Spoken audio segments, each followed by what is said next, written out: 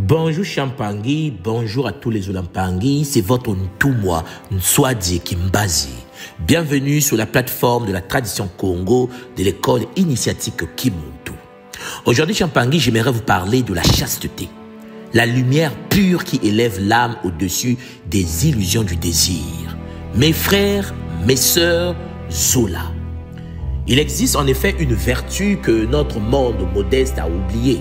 Notre monde soi-disant moderne, parfois même méprisé, parce qu'il ne comprend plus sa puissance silencieuse. Cette vertu, c'est la chasteté.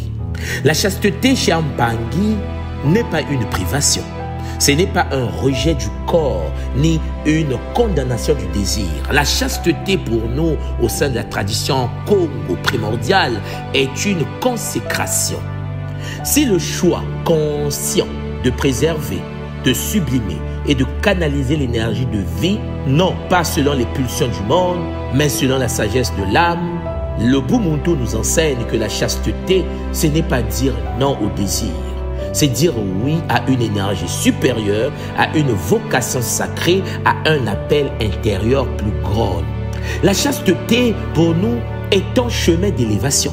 Dans les traditions spirituelles les plus anciennes et les plus pures, que ce soit en Afrique, en Asie ou dans les Amériques, chez les Amérindiens, la chasteté était le manteau des initiés, des prophètes, des rois de lumière.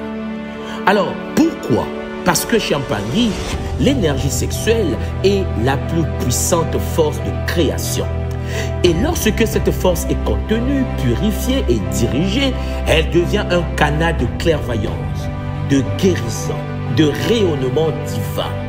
La chasteté, nous enseigne le Bumuntu, protège le sanctuaire du cœur. Celui ou celle qui vit dans la chasteté protège son esprit des attaches toxiques, préserve son cœur des blessures inutiles, garde son corps comme un temple sacré et libère son âme pour servir une mission plus haute. La chasteté, c'est la souveraineté intérieure. C'est vivre dans le Zola sans devenir esclave du désir. La chasteté dans la relation à l'autre est un pouvoir. La chasteté, ce n'est pas refuser l'amour. C'est élever l'amour au-dessus du plaisir éphémère. C'est aimer sans posséder. C'est respecter l'autre comme un mystère vivant et non comme un objet de consommation ou de conquête. L'amour chaste est plus profond, plus fort, plus durable. Il repose sur l'âme et non sur la chair seule. Alors la question que nous devons nous poser, c'est de savoir pourquoi pratiquer la chasteté.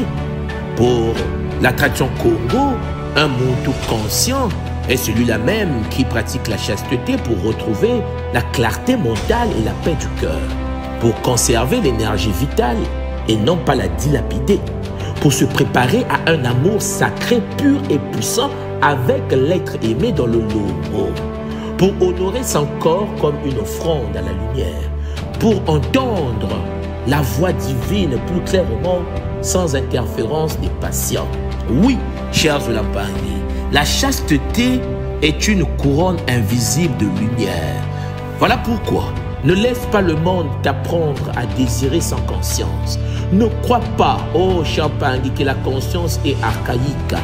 Elle est révolutionnaire et elle est rare.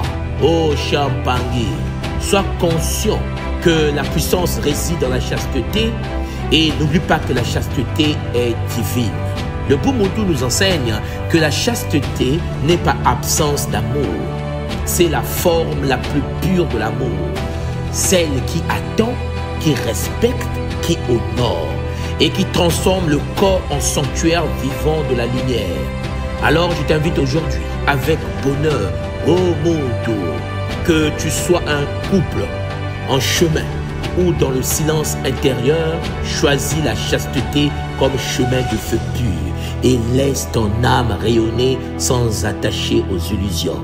Laisse ton corps attendre le longo avant de pouvoir l'activer. Reste chaste et pratique parfois la chasteté au sein de ton couple. Fais 1 semaine, 2 semaines, 1 mois sans consommer l'acte sexuel et pratique cela avec rigueur et détermination et tu verras la puissance sacrée de Mama Wandombe. Zola, Zola, Zola, Matondo Mamingi.